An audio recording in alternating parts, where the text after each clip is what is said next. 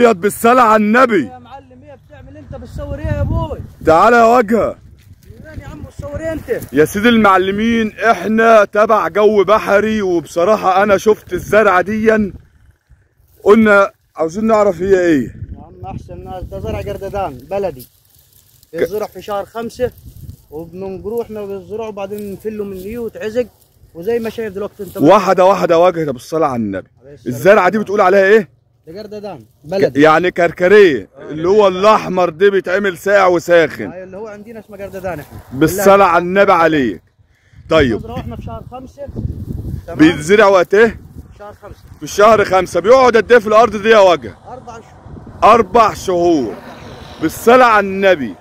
بيحتاج لري كتير؟ لا هي ميه، وبعد كده 40 يوم بيحتاج ميه ثاني بعد 40 يوم. تمام. الاولانيه.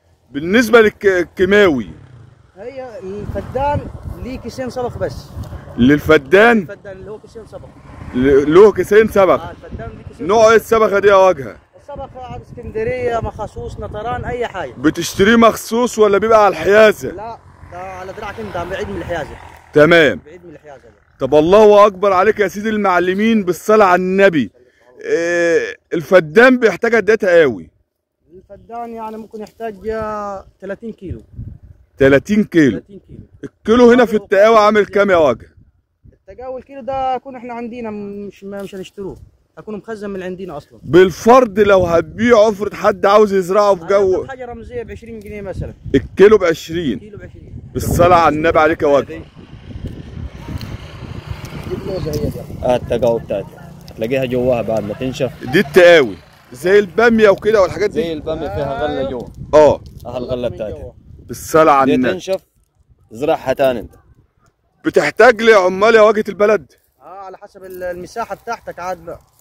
لو معاك مساحه كبيره يعني محتاجه انفار معاك. الله اكبر عليك.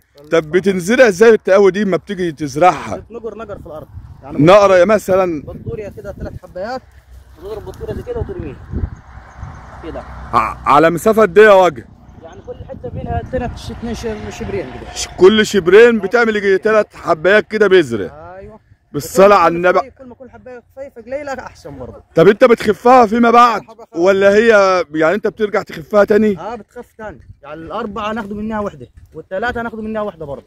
بالصلاة على النبي يا وجه.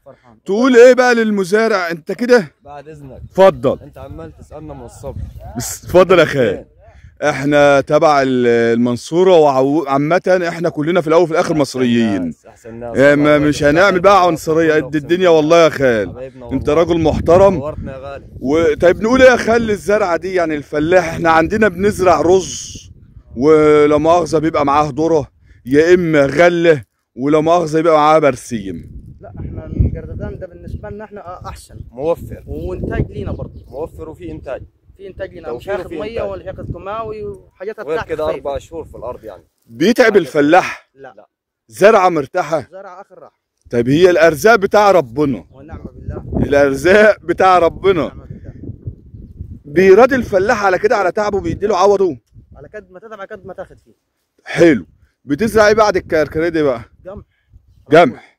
ما انت كده مش هتلحقه بقى يا وجه. لا القمح احنا كلنا متعودين بعد الجرددان على طول القمح، واحنا حاليا هنحصدوه. هتحصدوه؟ تمام، هو مش هيشرب ثاني ولا اي حاجه. طيب اما تنشفوا كده يا واجهة البلد، مش انتوا بتنشفوه ولا هتعملوا ايه؟ ناخده زي كده ونفصصوه زي كده مثلا 2، ونطلعوا منها الحبه اللي من جوا دي بالزماره. لو في زماره كان وراك زماره، حاجه اسمها زماره عندنا. تمام. دي له حدا ودي له حدا. يعني مش آلة اللي بتوع يدوي. آلة صغيرة. يعني الشغل يدوي. يدوي بس حاجه زي الحديد، زي المسمار الحديد. ما انت كده بتستهلك بقى يوم يد. انا في دماغي جرار هيشغل تخش زي دراسه ولا حاجه. هو الكيلو بتاعه بعد ما ينشف وتنشف انت، الكيلو بتاعه يوقع ب 120 و 150 جنيه. الله يرزقك. هو مش هيكلف عليك ال 50 وال100 دي مكسبك. الله يرزقك يا سيدي المعلمين. ان شاء الله. انشر يا واجهة البلد. يا عم وسامحني اللي انا دخلت عليك كده. يا عم فوق راسنا من فوق، شرفتنا والله. الصلاة على النبي. والطيب اللي جابني ليك ده. تحية للناس بحر كلهم فوق راسنا من فوق والله، وشرفتونا ونورتوا الاقصر كلها اقسم بالله. وكتاب الله انا ليا حظ مع اخوات الصعيد. قلت لكم قبل كده الناس اللي هم عارفيني، احنا اتغربنا يا رجاله في 2006. الله الوكيل، الراجل الصعيدي ان حب الواحد وقلتها لك انا واحنا جايين، يقلع الجلابيه ويديها لك. ولو كرهك والله لو هتديله عقد البيت بتاعك ما هيبص لك بطرف عين. ابيض بالصلاه على النبي عليه.